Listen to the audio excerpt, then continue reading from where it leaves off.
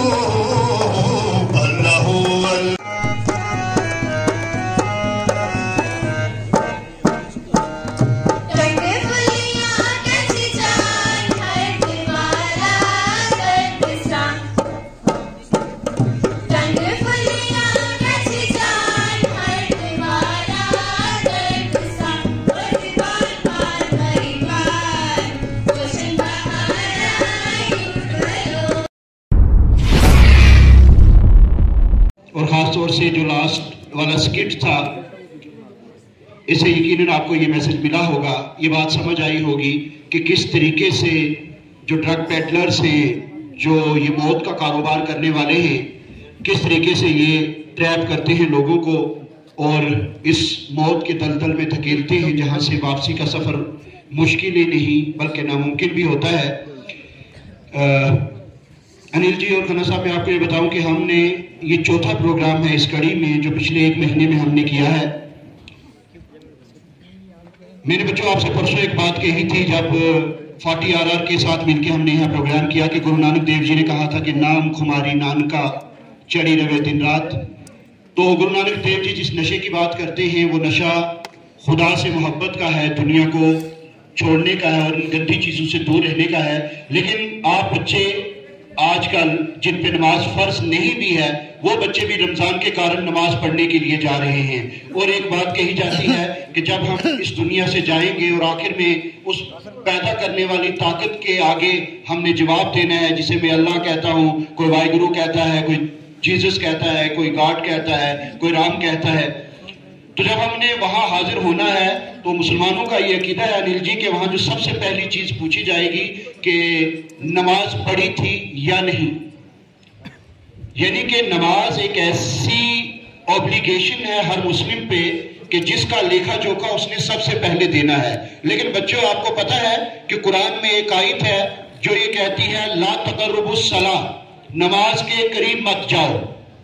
तो बंदा बड़ा परेशान हो जाता है। एक तरफ से ये कहा जाता है कि आपसे नमाज के बारे में पूछा जाएगा और दूसरी तरफ कुरान ही यही कहता है ला तकर्रुबुस सलाह, नमाज के करीब मत जाओ। लेकिन जब हम इस पूरी आयत को, इस पूरे वर्ष को पढ़ते हैं तो वो आयत है ला तकर्रुबुस सलाह व अंतुम सकारा, तुम नमाज के करीब भी मत जाओ जब नशे की हालत में रहो तब। गोया के इनडायरेक्टली ये मैसेज है, नशा एक ऐसी चीज है जो दुनिया से तो दूर करती है, आपको आपके खुदा से भी दूर करती है। खुदा जो चाहता है कि उसका बंदा उसके पास पहुंचे, लेकिन नशा करने वाले के लिए कुरान ये कहता है ला तकर्रुबुस सलाह, कि ऐसा बंदा मेरे घर के पास भी ना आए, मेरी पूजा बंदगी भी ना करे। गोया कि दुनिया की नजर से तो हम गिरते ही गिरते हैं, खुदा के आगे भी हमें शर्मिंदगी उठानी पड़ती है, ज़िल्लो खार होना पड़ता है। बच्चों, बहुत सी बातें डायरेक्टली हुई, पिछले 3-4 प्रोग्राम्स में आपके साथ तफसील के साथ बात हुई। लेकिन एक बात जो मैं बार बार आपसे कहता हूं, आज फिर रिपीट करूंगा, आपके पेरेंट्स भी हैं, सोसाइटी के बाकी लोग भी हैं, कि अगर कोई भी शख्स कोई भी चीज खाने की आपको मुफ्त देता है कि ये खा लो, या देखते हो कि 2 दोस्त 4 दोस्त बैठे हुए सिगरेट का कश लगा रहे हैं, बीड़ी का कश लगा रहे हैं और आपको भी कहते हैं लो जी खान साहब एक कश लगा लो, तो आपने ना सिर्फ रिफ्यूज करना है बल्कि ऐसे आदमी की रिपोर्टिंग जरूर करनी है। अपने माँ बाप को बताइए, अगर आप स्कूल आते हैं तो अपने टीचर्स को बताइए, आपका कोई बड़ा भाई बहन है तो उसको बताइए, ताकि ये पता चले कि एक ऐसा शख्स है जो आपको गुमराही की तरफ ले जा रहा है।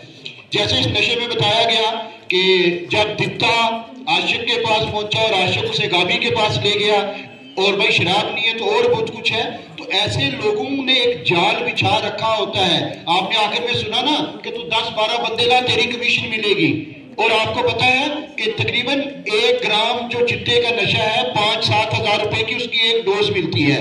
और ये नशा करने वाला चोरियां भी करता है, किसी से सामान छीनता भी है, माँ के जेवर बेचता है, बाप का सामान बेचता है, आस पड़ोस में चोरियां करता है। तो हमारा ये जिम्मा बनता है बच्चे कि ऐसे अगर कोई लोग हमें इर्द गिर्द नजर आए तो उनको आइडेंटिफाई करें और उनको रिपोर्ट करें। आप अगर माँ से कहें, बाप से कहें, स्कूल में किसी टीचर से कहें, ताकि ऐसे आदमी को कैफरे किरदार तक पहुंचाया जा सके।